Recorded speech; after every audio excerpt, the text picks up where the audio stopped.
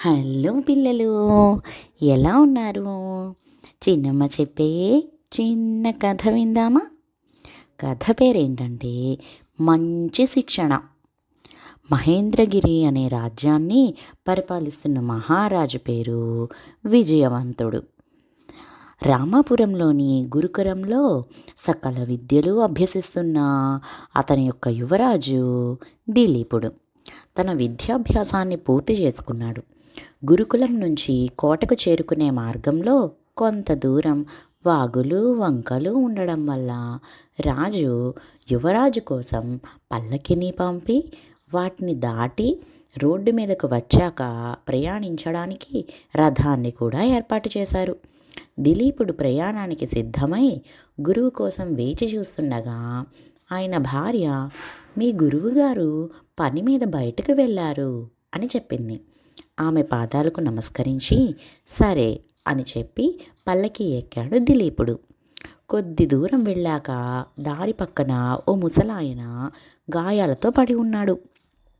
మా తాతను వైద్యుడి దగ్గరకు తీసుకెళ్ళి కాపాడండి అని అక్కడున్న బాలుడు వేడుకోసాగాడు. యువరాజు పల్లకి దిగి ఆ వ్యక్తి దగ్గరకు వెళ్ళి మిగతా భటులను సాయం పట్టమని పల్లకిలో పడుకోబెట్టాడు ఆ ముసలాయన్ను. తను నడుస్తూ పల్లకిని ముందుకు పోనీయమన్నాడు. యువరాజా, మీరు ఈ ఎండలో వాగులు వంకల్లో నడవలేరు అన్నాడు ఒక భటుడు. కాస్త దూరానికే కందిపోన్లే అని నడవసాగాడు దిలీపుడు.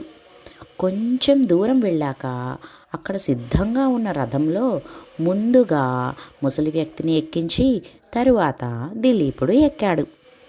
మన కోట కంటే ముందే వైద్యశాల వస్తుంది కదా, ఈ తాతగారికి చికిత్స చేయిద్దాం అక్కడ అని యువరాజు రథసారథికి చెప్పాడు. వైద్యశాలకు చేరుకోగానే ఆ ముసలి వ్యక్తి తన మారు వేషాన్ని తొలగించాడు. దిలీపుడు నివ్వెరపోయి, గురువుగారు మీరా అన్నాడు. అవును, నిన్ను పరీక్షించడానికే నేను ఈ నాటకం ఆడాను. పాలకులకు పల్లకి ఎక్కే అర్హత మాత్రమే కాదు, దాన్నే మోసే సుగుణము ఉండాలి. నువ్వు గురుకులంలో నేర్చుకున్న విద్య సార్థకమైంది నాయనా అన్నాడు గురువు చిరునవ్వుతో.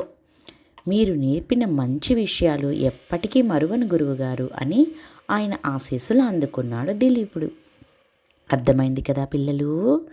మనం స్కూల్లో నేర్చుకున్నవి పెద్దవాళ్ళని గౌరవించడం, దానితో పాటుగా వాళ్ళకి సహాయం చేయడం అన్నీ నేర్చుకోవాలి. అప్పుడే మనం చదివే చదువుకు అర్థం ఉంటుంది. అర్థమైంది కదా పిల్లలు?